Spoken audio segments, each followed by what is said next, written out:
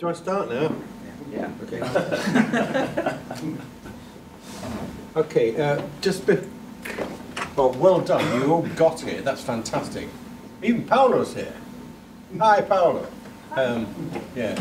So, yes, okay. So, I'm going to do very similar, give a very similar presentation to the one I did in Leeds, which was called I Was So Naive, or The Troubles with Tonal Terminology.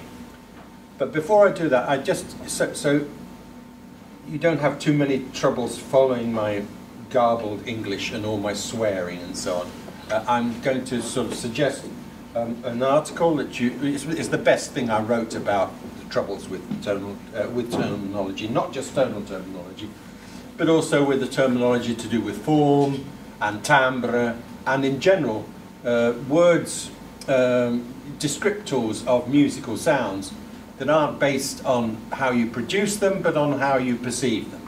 And this is very important for questions of timbre and sound, studio, spatiality, and all such things that can't be notated. The non-notatable parameters of musical expression, put it that way.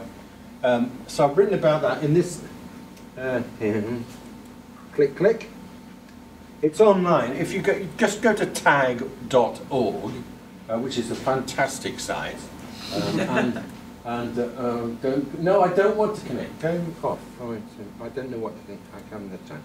So it's called The Urgent Reform of Music Theory, and it's the if I say so myself, it's the most concise and best thing I've written about the real problems. Oh yeah. So I'm going to certainly talk about some of those problems now. So I'm going to get rid of that, and I'm going to get rid of that. And I hope I've not got rid of this. No. So I'm going to start this now with a slideshow. Slideshow from beginning. Okay. 40 years of frustration with musicians, yes, musicology and popular music studies. Grrr. Okay, here we go.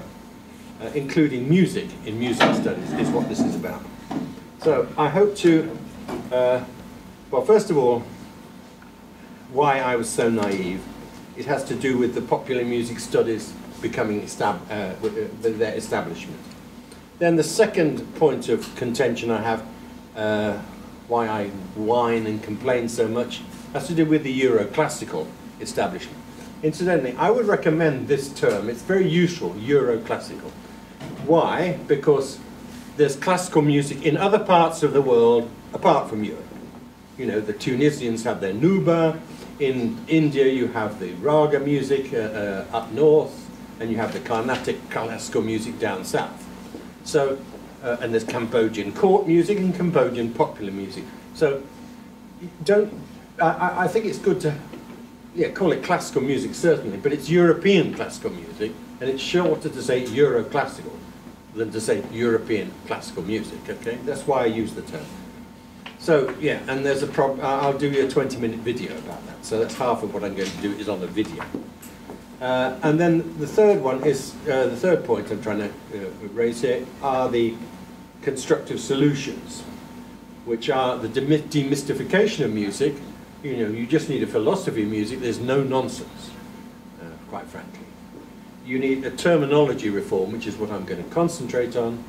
And that will include the notion of aesthetic descriptors, words which describe or denote musical structures from the perception viewpoint or hear point rather than from their construction viewpoint. And fourth, the need for semiotics, which is the missing epistemic link. So I'm going to be naive first and talk about that. Here I am as a very young man in 1981, together with the other two of us who set up the first conference in popular music studies at Amsterdam. But that has mainly just nostalgic view, and perhaps some archival interest for you, just nostalgia for me. And there we are at home in Göteborg. This has great nostalgic value for me, particularly above John Shepard's head. You'll see Ronald Reagan carrying Margaret Thatcher with the atom bomb blowing off behind, and that it says "Gone with the Wind." She promised to follow him to the end of the earth. He promised to organize it. Okay. When we wrote the aims and statutes of the International Association for the Study of Popular Music, we said this, and I'm going to read it out. The aim of the association is to provide an international, good, interdisciplinary, good, and interprofessional, double underline there, come back to it, organisation for promoting the study of popular music. A guiding principle should be that a fair and balanced representation of different continents, nations, cultures, and specialisations be aimed at in the policy and activity of the association. Very good. Now, what happened is that the international sort of half worked. We got a lot of Anglos and a lot of people from Northern Europe, and quite a lot of people in Italy, but not very many from Spain, and not very many initially from Latin America. Now we have a lot of people from Latin America, but there's still an Anglophone bias to it internationally, but it's not too, we haven't failed miserably in that. Interdisciplinary, it's been pretty good too, except for the fact that the association is very much dominated by people in social sciences and from non-musical humanities. That's to say, there's a lack, a relative lack. It's in total lack because Sue and Bob and others, Tim and so on, are in it. So there are some musos, some musicians and some musicologists in there. But that's been a partial success, I think, really. But what has been not good is the interprofessional. That is to say, not just academics, not just people who teach and research and so on, but people who actually make music in various ways, composers, arrangers, performers, singers, people who work in the business themselves as either journalists or producers or as recording engineers and so on. I was a bit naive about this, but this is, but we were faced with a problem where music would only be studied in certain ways by certain disciplines. But I don't think I have time to do this, so can I skip this? Please let me skip this, otherwise we won't get on to the more important stuff. But this is all very interesting. You can read about this in other stuff I've put online, if it interests you. So let me go past that. It's a beautiful diagram, but we don't have time. So where am I? It's all right, I'm not wasting time. Yes, I am wasting time. This is important from current slide. Okay. This is a useful epistemic kind of set of concepts to have. Music as knowledge, that music in itself embodies knowledge. There is experience of society, of emotions, of space, of tactility and so on, packaged in music. And that knowledge is not necessarily verbal, and it's the knowledge in music. You know how to do it. It's poietic. It's to do with construction, how you make the music. It's creating, originating, producing, composing, and so on, all those things. But then there's the aesthetic, the perception side of it, which means that you can intuitively, through cultural learning, of course. Intuition is not the same as what's the other word? Instinct. Instinct is hardwired, biological. Intuition means you don't have to think about it, but you've learned it culturally. Okay. Please make that distinction. A lot of people don't. They say music is instinctive, man. It's all in the kind of whatever. You know. So anyway, and that means recalling and recognizing musical sounds, distinguishing between them and between their culturally specific connotations and functions. You know when to bring out a cigarette lighter. You don't do it in a string quartet, but if it's a rock ballad in a big stadium, you do. You can bring one out. That's competent. Okay, and the first of those two types of musical knowledges, they're housed in conservatories and colleges of music like this one. But the aesthetic competence, that's just learned vernacularly. You don't have to go to school to learn when to bring your cigarette lighter out. You learn it playing games or in front of your TV, and you hear it in the film music and so on, and by talking to your friends. But then in IASPM, in the International Association for Study of Popular Music, you have a lot of meta-musical knowledge. It's that dominates. This is knowledge not in music, but about music. And what we have to do, I think, in NIMiMS is combine the knowledge in with the knowledge about. Make that more of an open doors policy kind of relationship. So the knowledge about music can also be divided into two. There's metatextual discourse, that's language about music as structures. You know, music theory, you know, dominant sevenths and things like that. You name elements of musical discourse, yeah, which you don't normally do when you knowledge in music doesn't need that. You just play it, or you sing it, or you just feel it, or dance to it. But what dominates JASPM is metacontextual discourse. That's discourse about the context. Meta about, discourse, talk, talk, talk, context, okay? So that would include how you explain musical practices and how they relate to culture and all that sort of thing. That's what dominates popular music studies, and of course it's housed in departments of social science, literature, media, cultural studies and so on. Whereas the, you know, recognizing a dominant seventh or whatever, as, you know, or calling it rather a dominant seventh, is in departments of music and colleges of music. Now, there's two types of establishment that have arisen out of it. You have the popular music studies in establishment, and there's two types. There's the famed Conservatoire, where, you know, you learn how to be a star, and you learn how to be, you know, you will learn all these sorts of jobs for which there's no labour market, basically. You're going to be a star. Oh no, you're not going to be a studio musician. Are there still studio musicians? Question mark, question mark. And that's always, I'm not going to play you, I did a really cynical video about famed conservatoires. So preparing for the industry, what bloody industry? What industry? And this is a different from the Euroclassical Jazz Conservatoire. Is it really? Or are we just creating more performing seals? You know what I mean? And this is a real question we have to ask. And there is a tendency to be nothing but the music.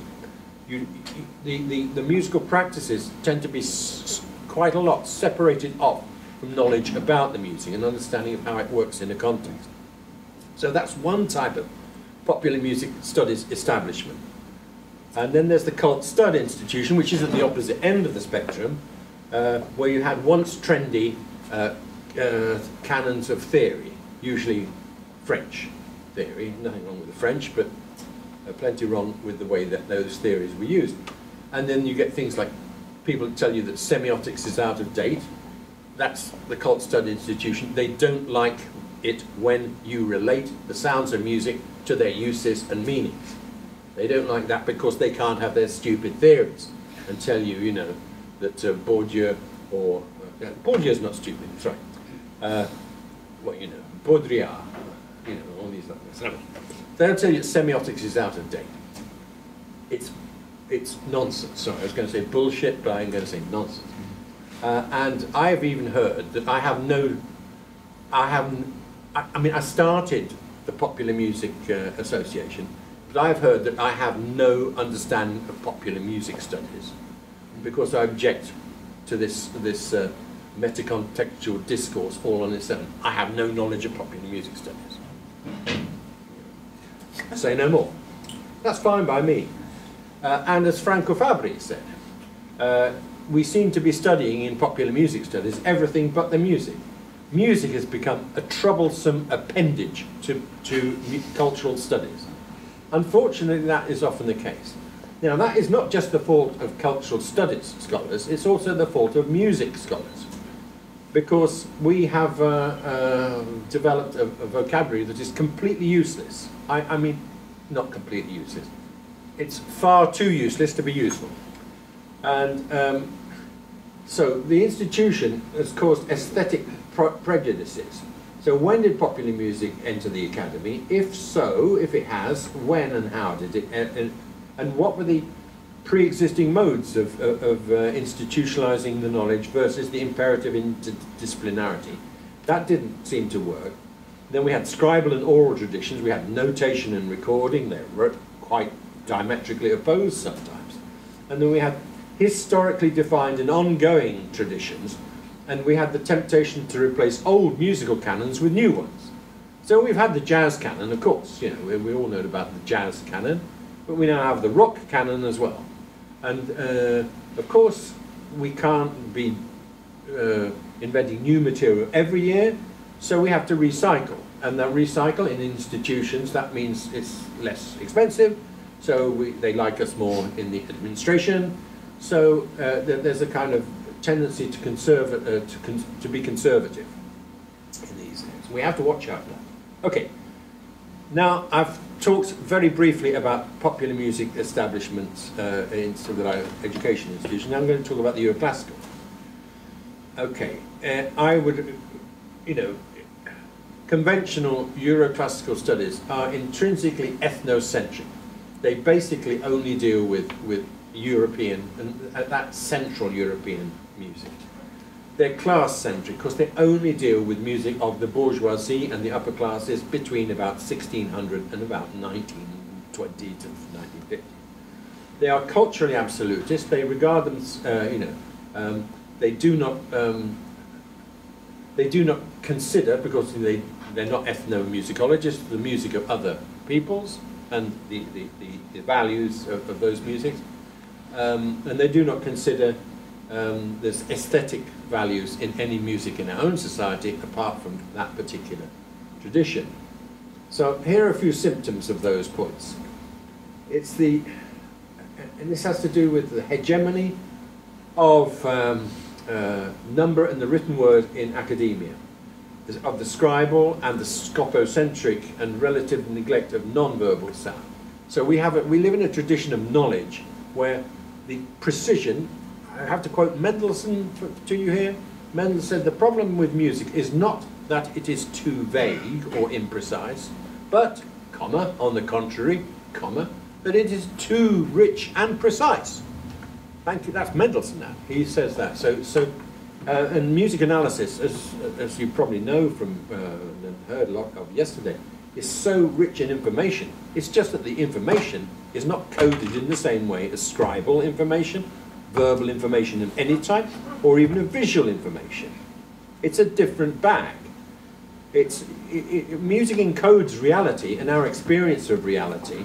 If you have a map of an area, let's say, I don't know, Helsinki or the Gulf of Finland or something, and you see the map from the air above, and then you have a political map, it doesn't look exactly the same as a physical map.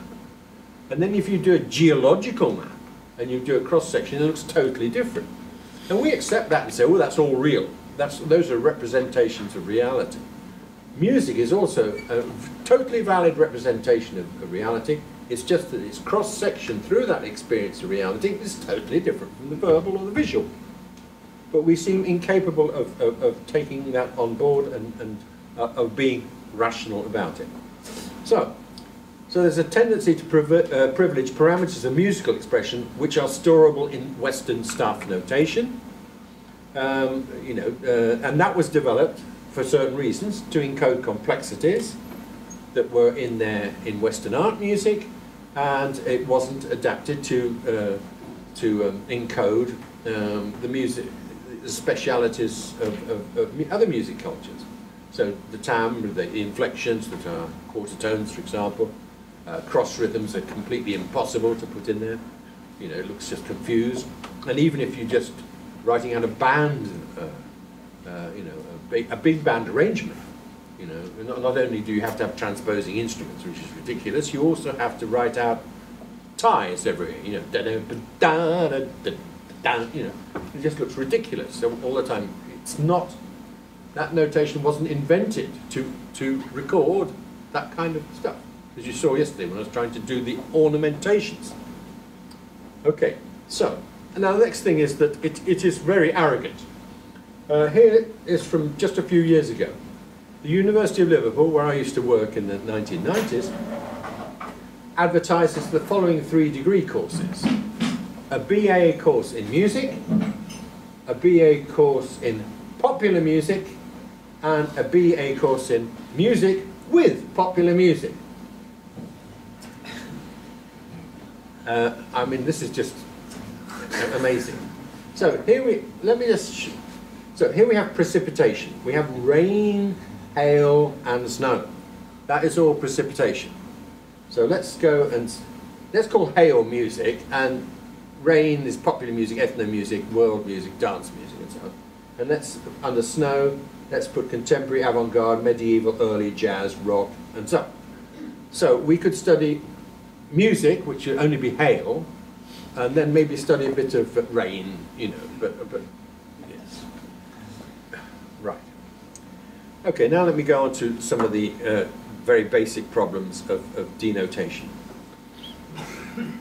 Here's some very, very basic ones. The first one is, you all know what a triad is. It's a chord. I'm not going to say what a chord is, but it's a chord which contains 3 notes, all with a different name. So you can't have C, E, and C and call that a triad because the C and the C repeat in the octave. So C, E, G, triad. Nice. Thirds are between C and E, and there's a third between E and G. But if you do E, G, C, that's also a triad. But there's a fourth between G and C, so it's not triadic, so to speak. We also have no coherent theory of quartal tonality. Well, I've done one now, actually. But yeah, if you go to my site and look at Everyday Tonality 2, I've written a complete chapter which gives you a good theory of quartal harmony. We have no coherent theory of hexatonicism. We do now. If you go and buy, it's only cost £3. Everyday Tonality 2, there's a good theory of hexatonicism in there. And this is, I just have to underline this. You know how common quartal tonality is? Practically every beep on a Windows computer is quartal. I don't know if you noticed. Practically a lot of Aaron Copland is quartal, quite a bit of Stravinsky, quite a lot of Bartok, quite a lot of Indomit is largely quartal. A lot of news signatures, news themes, especially at least in the Anglophone world, are quartal. Have you noticed that?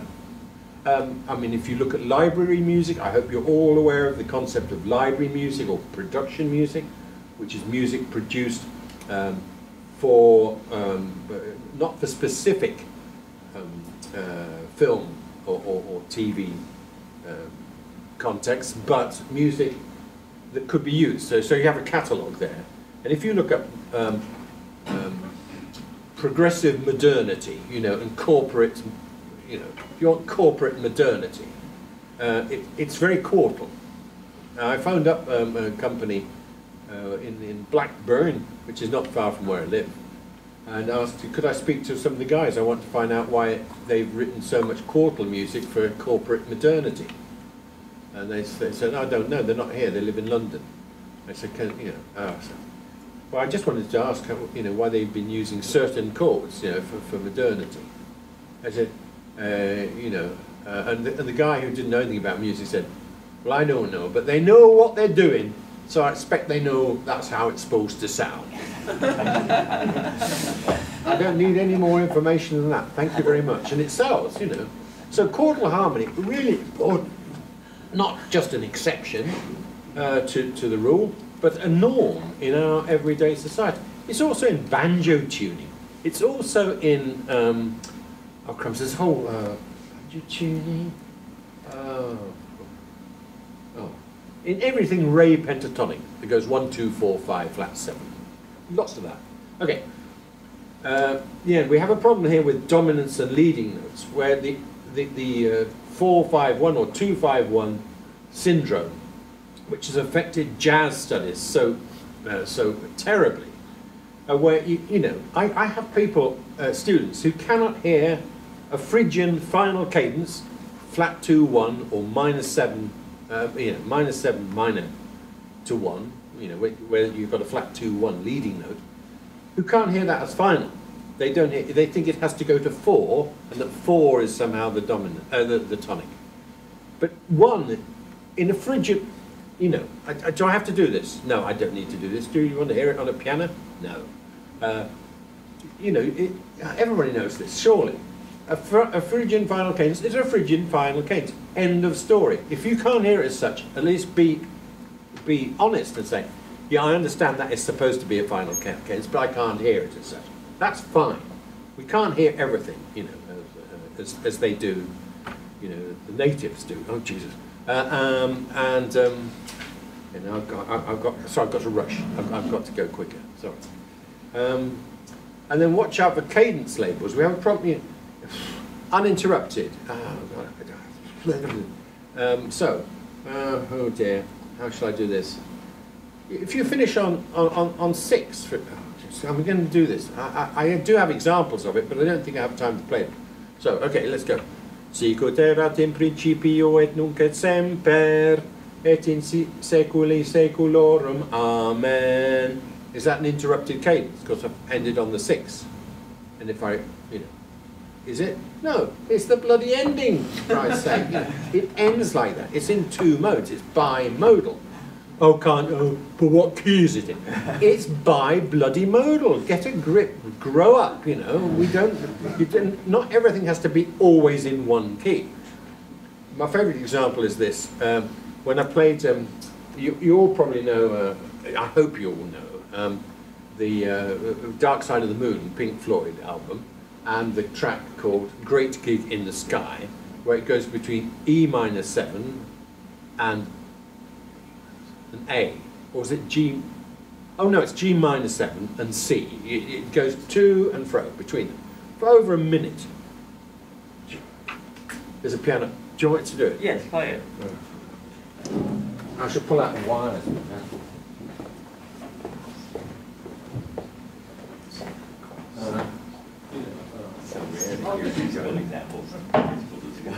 We don't hear me. Insert music.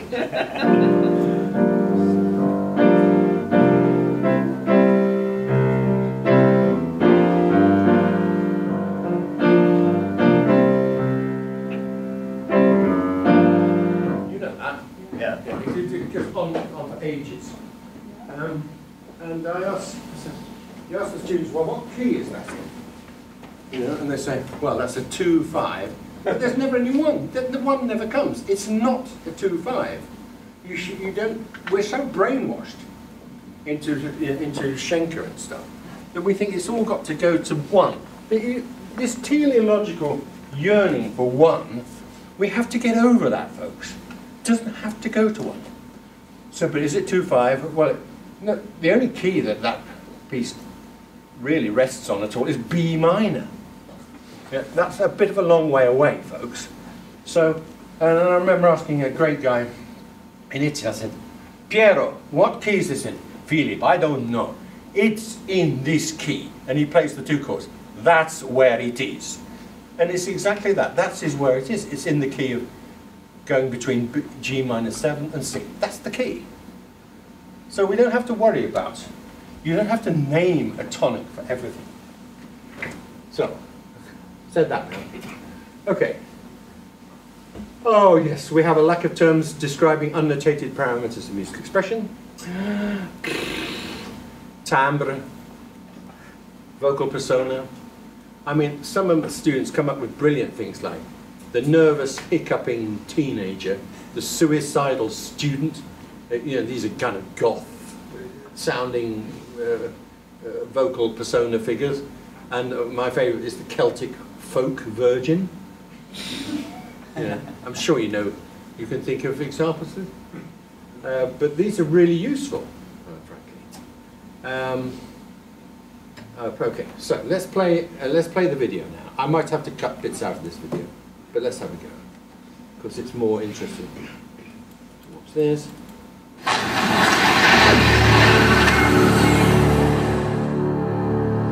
D. Yeah, that's not my kitchen. My kitchen is not as bad as that. What is tonality? Well, to answer that question, I need to backtrack. Tonality is an abstract noun deriving from the word tonal. Tonal is an adjective that means having the qualities of a tone. But what is a tone? Well, outside of music theory, tone means all sorts of things. For example, it can mean attitude, like when you say, I didn't like the tone of his email, even though no tone is to be heard anywhere in what he wrote. Still, when it comes to sound, tone is sometimes used to mean the same thing as timbre, as with the tone control on an amplifier. But those two meanings of the word aren't the most usual ones. Normally, tone is a concept that relates to pitch, and that's certainly true with tonal languages, like Mandarin Chinese, which has the following 4 tones. B, B, B, B. Yeah. The different meanings of those 4 syllables is obviously connected to differences of pitch. In music, a tone can be defined as any type of note that has an audible fundamental pitch. Definition. That begs the question, what is a note? Good question. To answer that, here's a MIDI piano roll screen of the intro to J.J. Cale's Cocaine from 1977. Why not?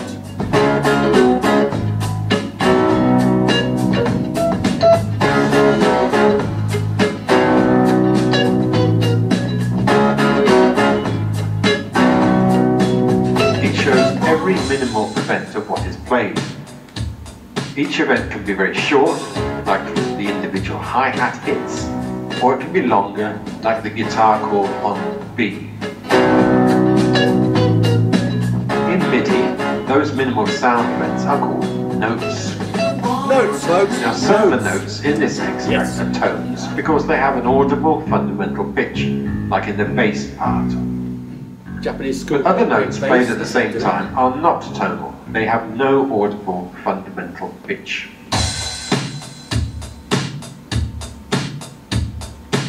Okay, so the hi-hat is pitched high on the left, and the bass drum low, but is not the same sort of high as a high note on the piccolo, and is not the same sort of low as a low note on the tuba. That's because it has a fundamental pitch, but doesn't, and has a fundamental pitch, but doesn't.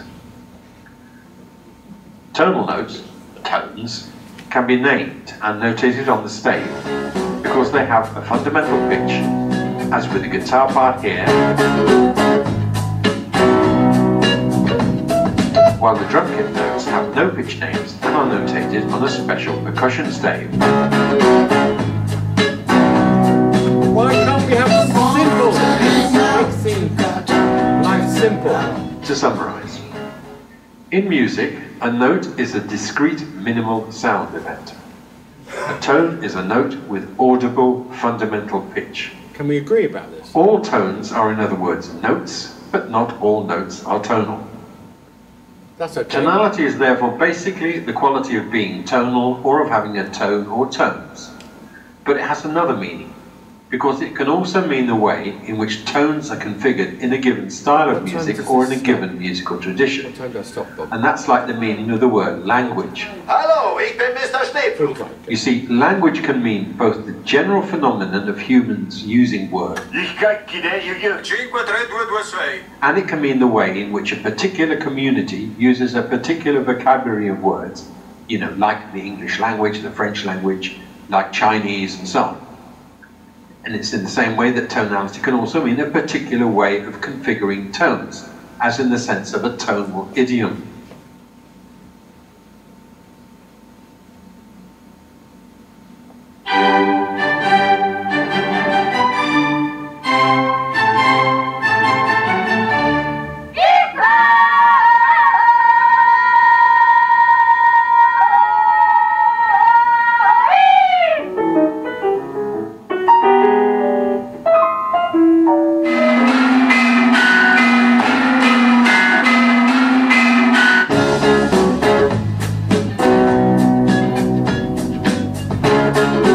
If everything were that simple, there'd be no problem. The trouble is that the word tonality has been used and abused to mean a whole variety of things. The first difficulty concerns Neo-Latin languages and the use of the word tonalité, tonalidad, tonalita, and so on, to designate not what in English we mean by tonality or in German by Tonalität, but to designate key or tonart. That causes a problem because key, tonart and tonalité designate a very specific aspect of tonality. More precisely, they refer to the tonic, the central keynote of a piece or a passage of music, and to the mode of the passage or of the piece. I'll come back to tonic and mode a little later on. Here, though, I would suggest to speakers of Neo-Latin languages that they continue to use tonalité, tonalità, tonalidad, and so on, to refer to what in English we call key, or what the Germans call tonart, and that they use an expression like idiome tonal or idioma tonal and so on to designate what we mean by tonality or tonalität. That will solve one problem, a pretty practical one, but there's another and more abusive and serious problem to do with the meaning of the word tonality. Here we go. And that's what I'll address now. The underlying difficulty with the notion of tonality, as it's often used in conventional Western music theory, is that it designates one single tonal idiom and one only, the Euroclassical. And that's a tonality which is familiar to just one part of the population in the world's smallest continent during just a couple of 100 years. According to this very restrictive use of the word tonality, is tonal, but and are not. And that's like saying that thank you is a verbal state and that thank you constitutes language, whereas words like merci, danke, tak, kitos, echaristo, grazie, gracias, obrigado, shukran, spasiba, 谢谢 and so on are all non-verbal, not language. Obviously that makes no sense, but it's exactly what happens if you ethnocentrically assume your own language to be language because you understand it, and everyone else is to be nonsensical blah blah blah blah blah, or as the ancient Greeks put it, ba ba ba ba barbarian. Such linguistic ethnocentrism is obviously out of order. By the same token, excluding plus a whole host of other tonal idioms from the notion of tonality has to be regarded as totally unacceptable. Using tonality to refer to and to no other sort of tonality means that and so on have to be identified as something else, as others diverging from a unilaterally proclaimed norm. That alterification has produced some embarrassingly absurd terms. Okay, so the first bizarre term to deal with is atonal. Now the A in atonal is an alpha privative, just like in atheist, for example, you know, a no-God person, or as in ahistorical, no sense of history, or as in atypical, not typical. So, atonal should mean, logically, not tonal or without tones. You know, like this, for example. That's atonal. On the other hand, music like this is absolutely jam-packed with tones, so it must surely be tonal. Well, not in standard Western conventional music theory, which perversely calls this music atonal. How on earth could things become so silly? It is silly. I mean, it's not as if I'm the only person complaining about this nonsense. Even Schoenberg objected to his music being called atonal.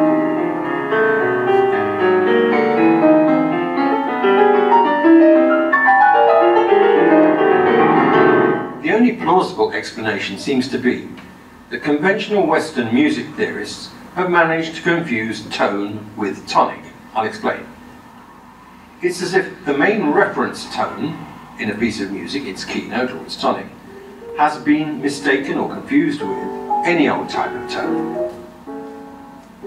Now, although this music is tonal because it contains a lot of tones, no tonic is either intended or implied in this music which is configured according to the tonal rules of 12-tone composition.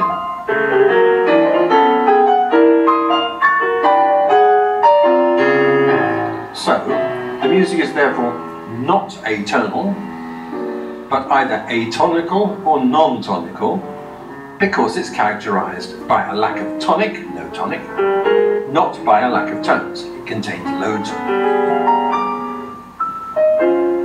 Yes, folks, tone gives rise to both the adjective tonal and to the noun tonic.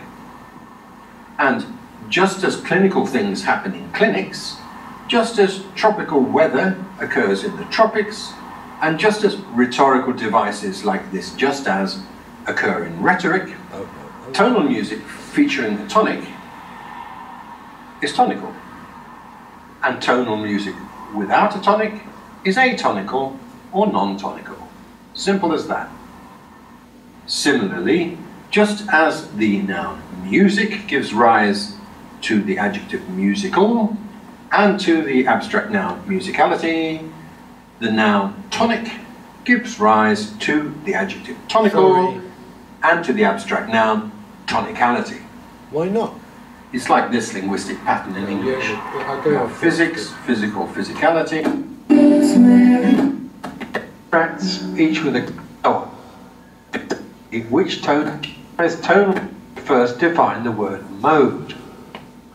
Well, in music theory, mode is basically used to conceptualize tonal vocabulary. Here I'm criticizing, okay, not only do you have tonal versus atonal, which is stupid, you also have tonal versus modal, which is even more stupid, and I'll explain why. And if you have tonal versus atonal, that's not the same tonal as tonal versus modal. You know, there's completely... What is it with music theory?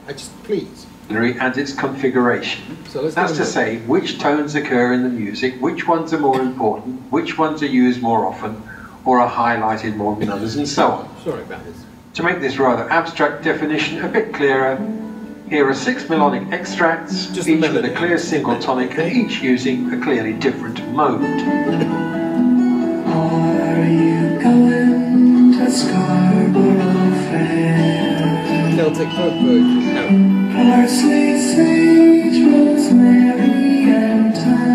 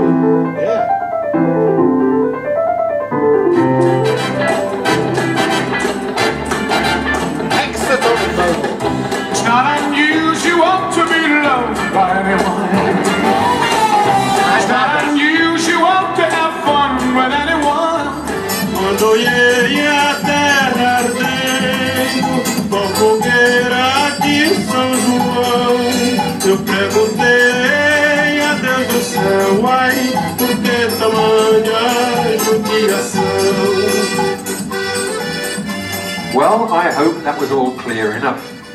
Just to make sure, I'll now summarize the basic tonal traits of those 6 modes.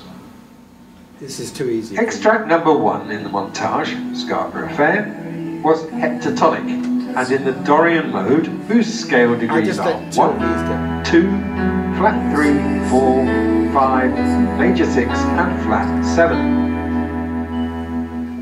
Number 2, the synthesized bagpipe extract containing no third, neither major nor minor, was in the Re hexatonic mode, which means scale degrees 1, 2, 4, 5, major 6, and flat 7. Now that might seem weird, but they are more common than you think, the Re hexatonics, without the third, with no third. People say, oh, is it major or minor? And if it's not major, they'll say it's minor. And students regularly say about such music, if it's played to them, that this is minor, because it doesn't contain a major third. It contains no minor third either, but that seems to make no difference to them, because they hear the lack of major third as being minor. But why do we have this dualism? There's 3 types of pentatonic and hemitonic scale. Those containing a major third, those containing a minor third, and those containing no third at all. So, why? Example 3, the Bulgarian melody 678 was in the Hijaz mode, whose scale degrees run 1, flat 2, major 3, 4, 5, flat 6, and flat 7. Extract number 4, the start of Mozart's Piano Sonata in C, K545, was in the Ionian mode, whose scale degrees are 1, 2, major 3, 4, 5, major 6, and major 7. That was quite similar to... Okay, so this is really important, that the Mozart goes in the Ionian mode. Now I say that and people say, no, it's tonal. It's not the same as the Ionian mode. You find the Ionian mode in plain song, yes, you will, but not when it's Mozart, because you've got chords in there, and it's going 1, 5, 4, 4, 1, no, not 1, 5, 4, never, 4, 5, 1, sorry. And it's doing that. So that's tonal. It's not Ionian. Where do they get that from? You couldn't have like that directional Euroclassical type of harmony without it being in the Ionian mode. You can't have it in the Dorian mode. It doesn't bloody work. Sorry, it doesn't work at all. And it doesn't work in the Phrygian mode, and it doesn't work in the Aeolian mode, and it doesn't, and so on, blah blah blah. But they will insist that this is not modal. With what right do they insist it's not modal? The whole of the Euroclassical harmony system and its functionalities, in inverted commas, is based on the Ionian mode. It could not exist without that mode. So why are we precluded from understanding the modality of the Ionian? Answer: because it's special. It's because it's better than everything else. It's more normal, and everything else diverges from the Ionian. So we can't put the Ionian on a level, or we can't put the Dorian and the Phrygian and blah blah blah. We can't put them on the same level with the Ionian. So we can't, this is extraordinary. It gives us no historical right to the understanding of the importance of music and the rise of the bourgeoisie in the 18th century, 17th, 18th and 19th centuries in Europe, and of their music, and why it sounds that, and why it can modulate. It gives us no opportunity, because we can't compare it. I hope that I think it's very, very wrong from the understanding of classical music in Europe. We don't know because we can't. Extract number 5, the Tom Jones tune, whose melody also contains 1, 2, major 3, 4, 5, major 6, 1, 2, 5, major 6, and 7. Okay, now we get to the point. Now I'll make the point. All these 6 melodic modes are defined by the way their tones are configured. Tones. They're therefore all tonal. Yes. Yes, because the identity of each mode is defined by particular tonal features. Tonal. The conceptual absurdity in conservative Western music theory is that only excerpt 4, the Mozart, and maybe excerpt 5, it's not unusual, will be considered tonal, yeah. and as examples of tonality, whereas all the others will not. And instead, they'll very likely be labelled modal and considered as examples of modality. The warped logic behind this absurd binary runs as follows. The Ionian mode has 7 tones, it is therefore tonal. The Dorian mode is not the Ionian, it is therefore not tonal. The Dorian is a mode, it is therefore modal. The Ionian mode is not the Dorian, it is therefore not modal. That's like the ethnocentric absurdity I mentioned earlier. The English language contains many words and therefore constitutes language. French, Russian, Chinese and so on are not English and therefore do not constitute language. Most illogical. In fact, Highly illogical. it's inherently illogical. in the age of internet access to a plethora of different tonalities, the ethnocentric hijacking of tonality as a concept isn't just illogical, it's also patently ridiculous.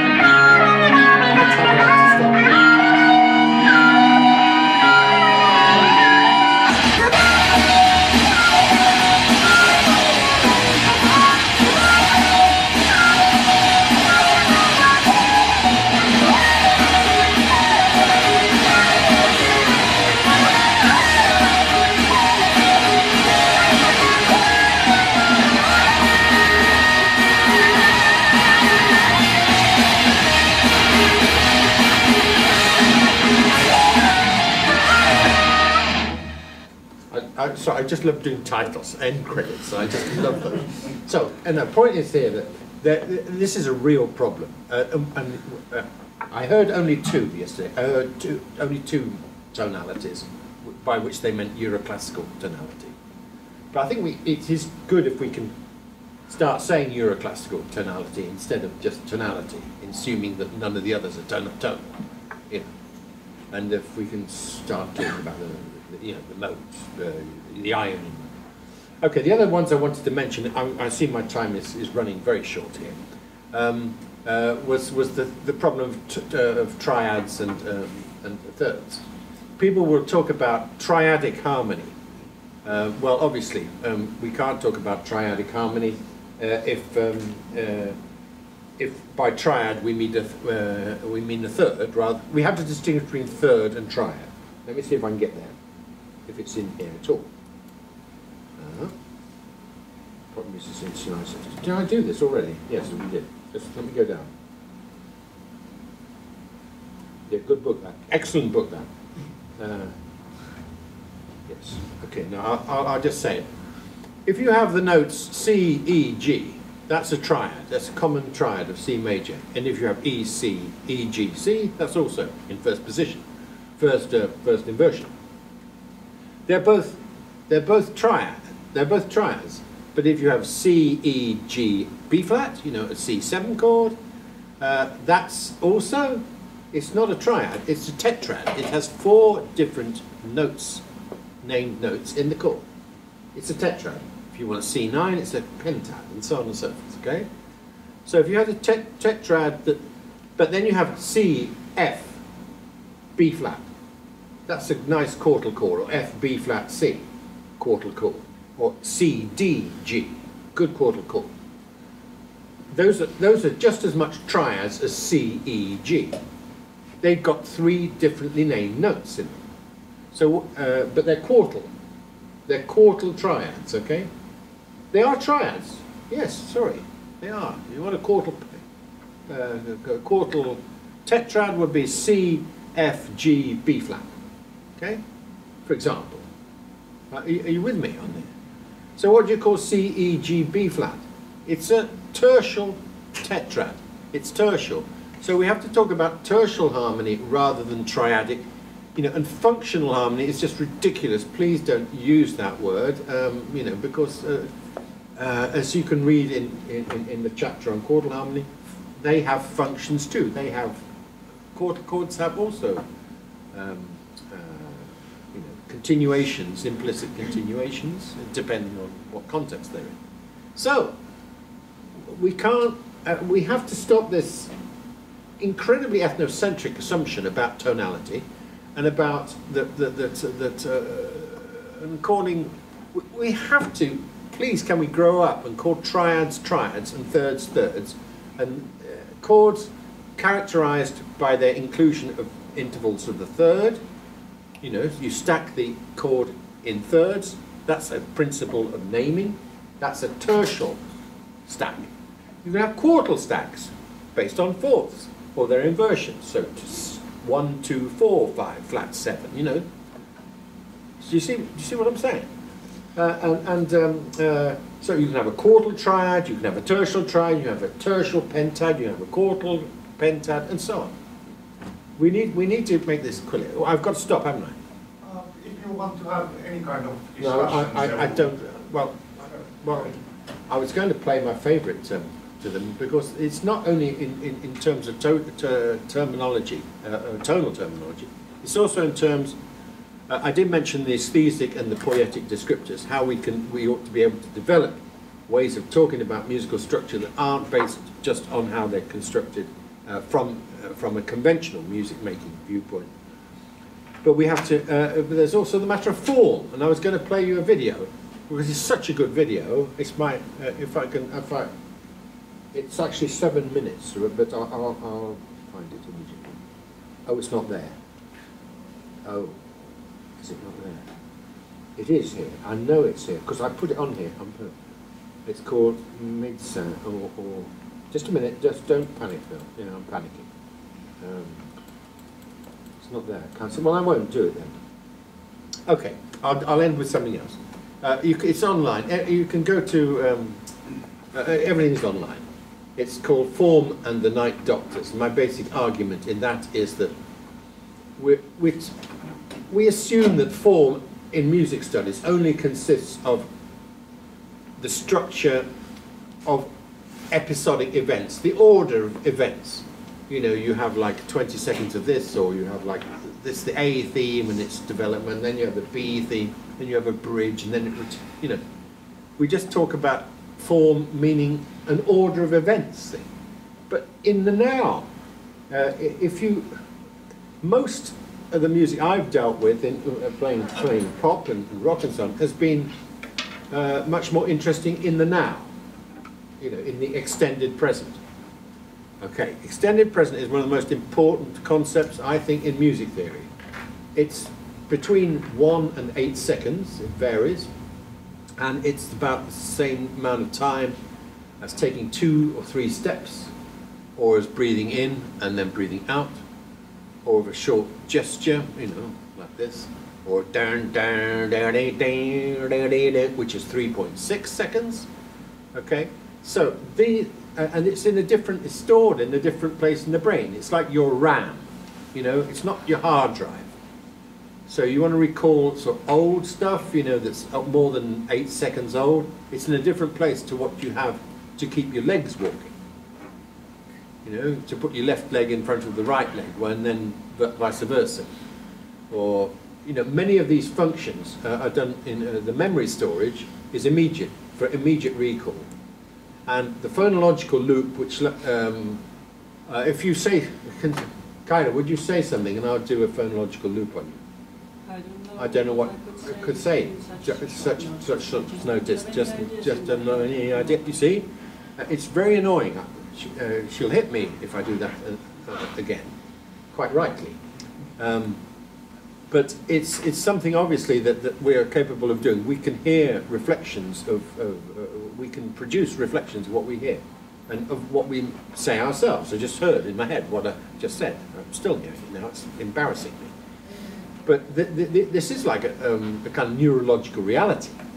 And we can store up to 4 of these 2-second mini loops in our heads. Yeah. And so something like down, down, down, down, down, down, down is completely contained within the present. So when we talk about the extended present, we're not talking about some kind of hypothetical, theoretical, metaphysical nonsense thing. It's something that happens in our bloody brains, clearly in our brains. It's there, and music exploits this. But we never seem to talk about the form and the different forms that music takes to occupy us that space in our extended in the extended present. So a groove is a typical good example of the extended present, and it's an example of form. Form means the shaping into a whole of different elements. That is a form by definition, okay? So when we talk about form, we should be talking not only about the order of events, of episodes and passages and sections, but also about how the groove is constructed in the now. So that's another aspect of form. So I think, to sum up totally and finish finally, music theory and music analysis, the language of music analysis, is in dire need of a reform. And before we are able really to do much, to provide much help to cultural studies and other things, or at the same time as we try and enter into that, we should definitely try and clean up our act. Clean up our act in terms of, make it less ethnocentric, make it less illogical.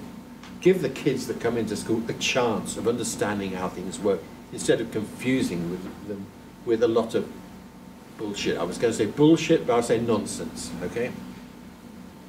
So that's all I'm asking for, so I'm just suggesting. Thank you. Thanks, William.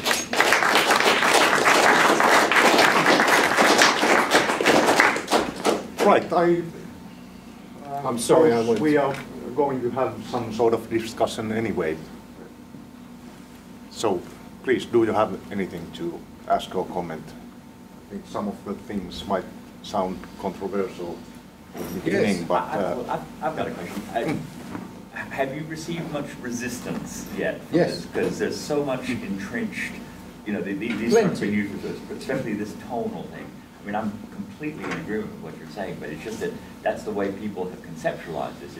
It's not just... Yeah, how dare I come along and say... star. I've earned a good living here. I've been honest and I've taught my students all about tonality, and now you come and upset anything. How dare you? What gives you the right to do this? Yeah. Yes, I've had a lot What of have you that. got to say for yourself? I said, well, I think that's unfair to the kids coming up now. Do you think, you don't believe in the, I don't know, you don't believe in fairies? I say to them, do you believe in fairies? I say, of course not. So well, don't teach the kids about fairies. Don't tell them things that aren't true. This is not true. What you're telling them is not true. You're telling them half truths, half lies. Do you think that's right? And then you can get more reasonable critique. One of my favourite ones is, well, what you say is perfectly right, but there's not a hope in hell, so there's no point in doing anything about it. That's the usual one. Yeah. But the most usual, I think it's been far, in general, it's been more positive. Yeah, this needs looking at. We ought to do something. Yeah, and then perhaps they don't do anything, but at least they've thought about it. That's the most usual. And then the next one is, well, yeah, you're right. I know this is all logical, but there's no point because it's so entrenched. So there's no point in doing anything. And then the third one is, you don't exist. I'm not even engaging with you. You don't exist. You're not worth the the shit you produce in the early morning or whatever. You're just complete shit. I'm going away and I'm going back to my reality in my ivory tower. That's quite common.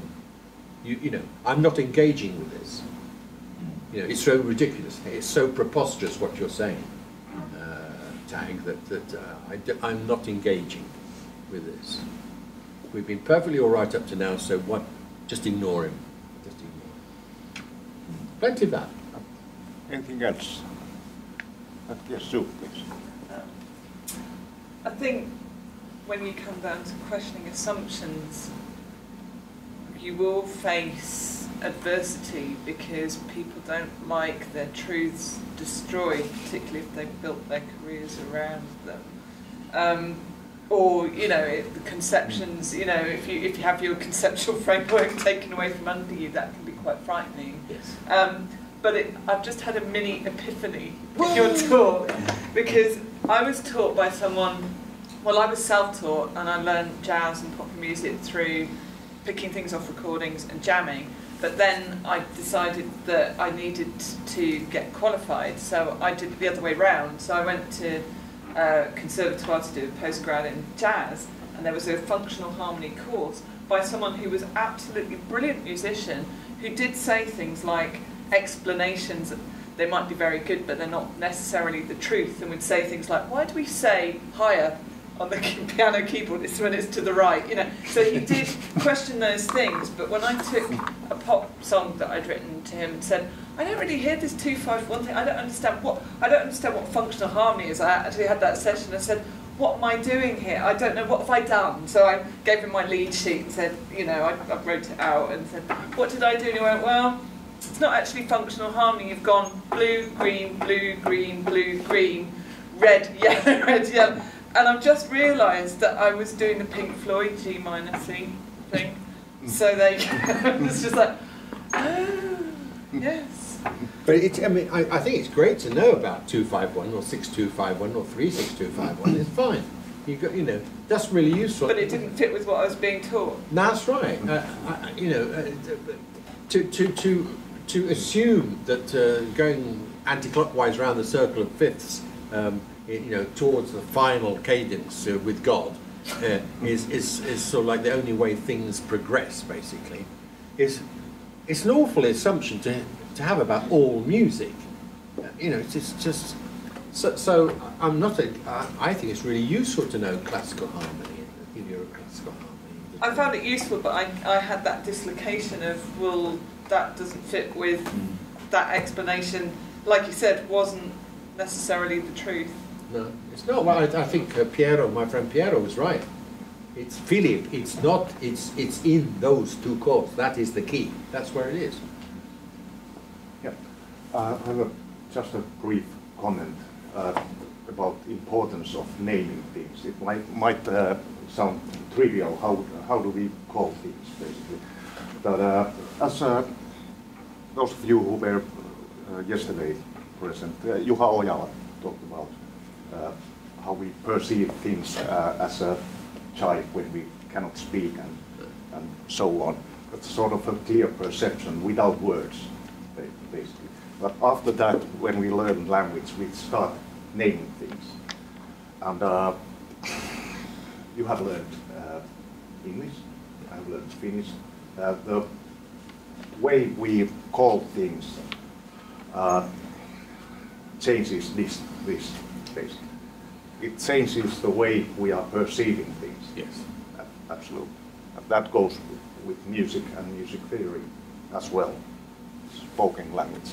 So we might use same words or the similar kind of words and mean slightly or vastly different things. I think that's true. And that's why it is important to agree with some basics. Some basics. We need the basics, yeah. I mean, with Mika, we had the problem with artists, performers, and so on, which to me is an Anglo. You know, the English language words, but obviously they have a different value. Right. You know, in this context. For an example. So that's a good example. And here, of course, you know, people may well mean different things. Like, but if we don't discuss them, if we don't come to some kind of sensible agreement, we need to have a sensible, not a kind of illogical agreement that music that's full of tones is atonal. You know, what the hell did we get there? You know, that just shows complete ignorance and a lack of logic in music theory's brain, collective brain. You know, how did it happen? And we don't absolutely have to agree on everything, but at least to be aware of different types of interpretations of the same words. Yeah, absolutely. Yeah, that's fine. Yes, but now I don't want to destroy the schedule just right away in the morning, so we'll continue as scheduled in 7 minutes. And please thank you take for your some patience, coffee folks. Thank you. So on. Thanks, Steve.